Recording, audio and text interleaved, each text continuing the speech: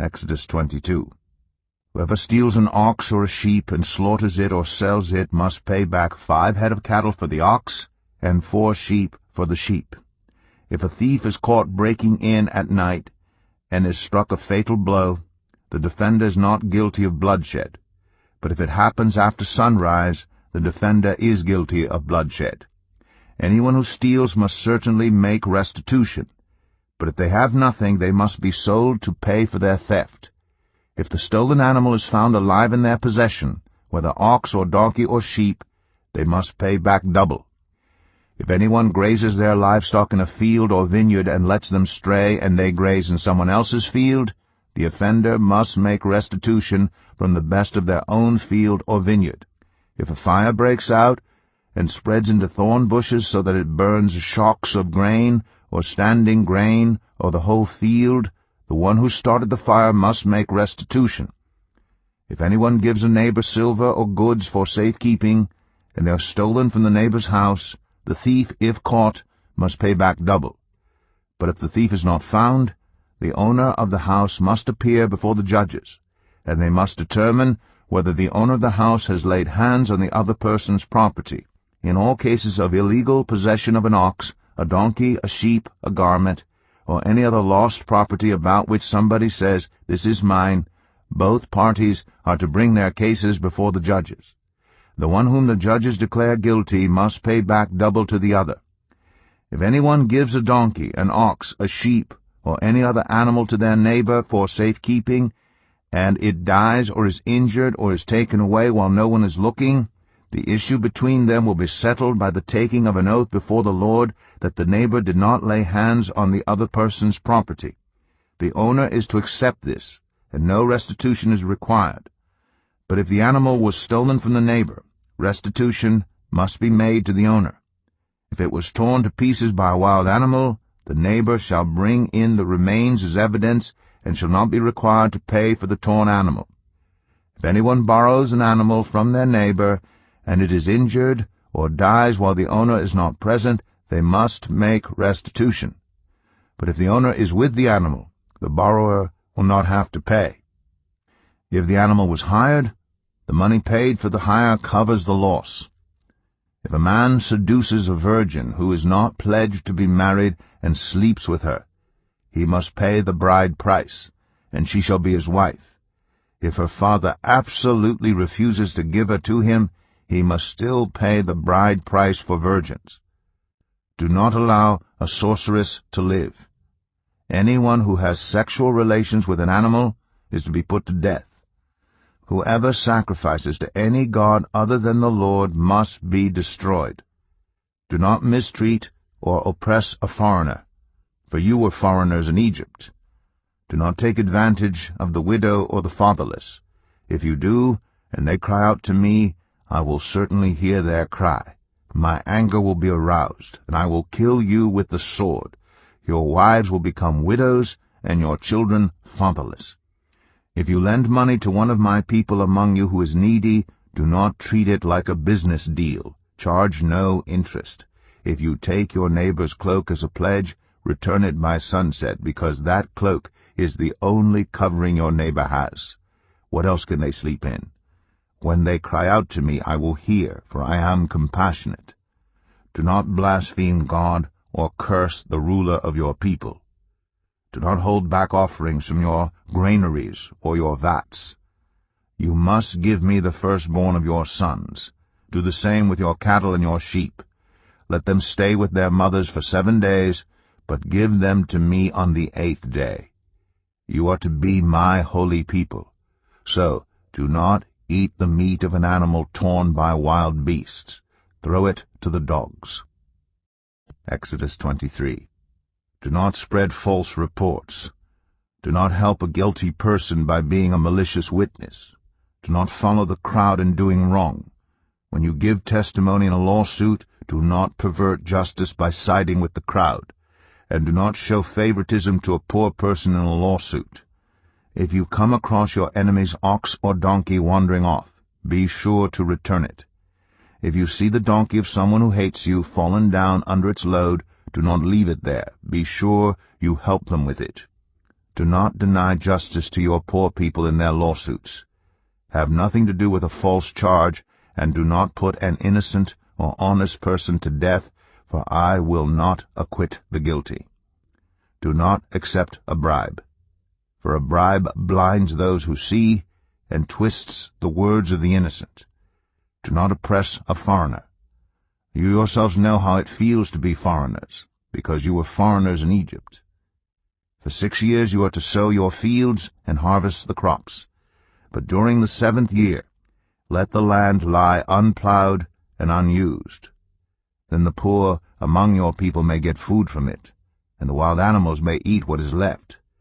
Do the same with your vineyard and your olive grove. 6 days do your work, but on the 7th day do not work, so that your ox and your donkey may rest, and so that the slave born in your household and the foreigner living among you may be refreshed. Be careful to do everything I have said to you. Do not invoke the names of other gods. Do not let them be heard on your lips. 3 times a year you are to celebrate a festival to me. Celebrate the festival of unleavened bread. For 7 days eat bread made without yeast, as I commanded you. Do this at the appointed time in the month of Aviv, for in that month you came out of Egypt. No one is to appear before me empty-handed. Celebrate the festival of harvest with the first fruits of the crops you sow in your field.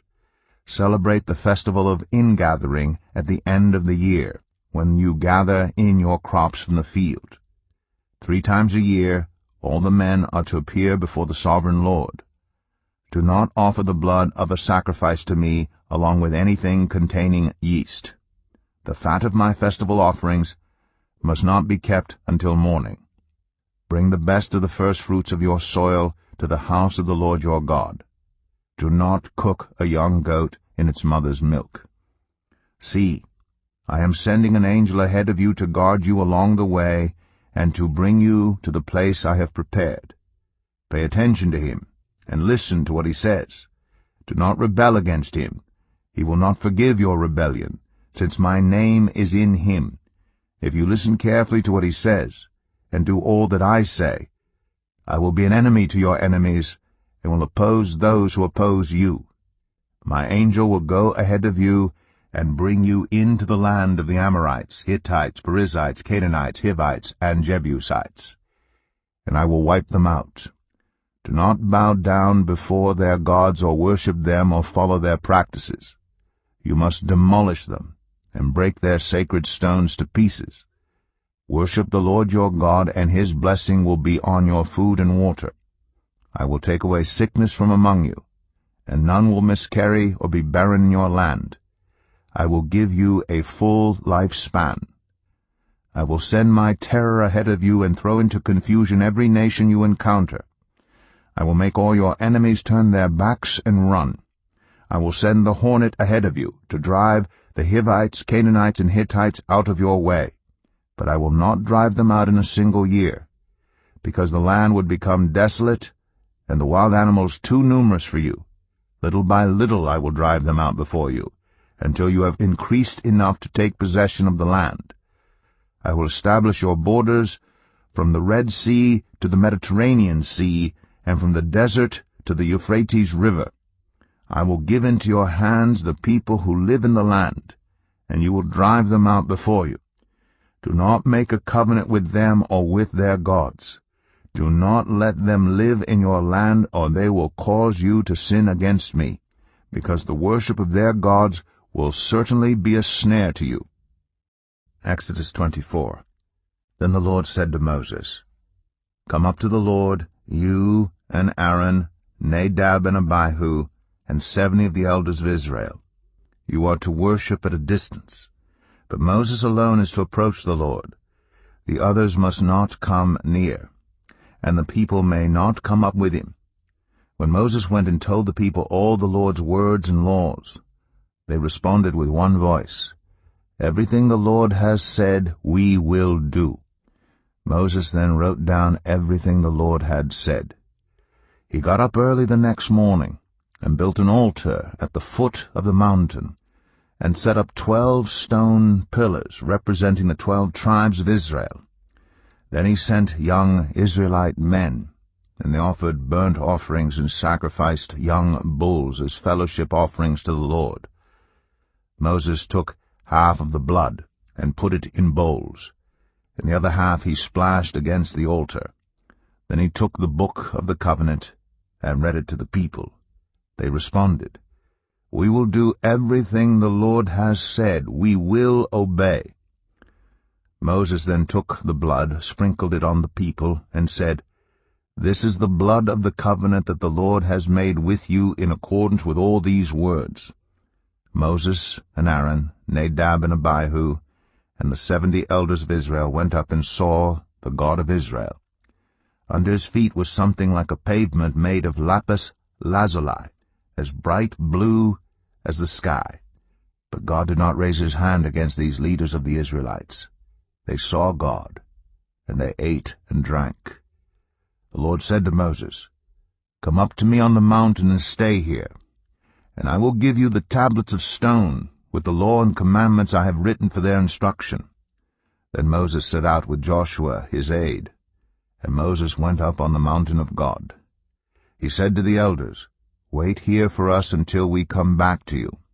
Aaron and Hur are with you, and anyone involved in a dispute can go to them." When Moses went up on the mountain, the cloud covered it, and the glory of the Lord settled on Mount Sinai. For 6 days the cloud covered the mountain, and on the 7th day the Lord called to Moses from within the cloud. To the Israelites the glory of the Lord looked like a consuming fire on top of the mountain. Then Moses entered the cloud as he went on up the mountain, and he stayed on the mountain 40 days and 40 nights.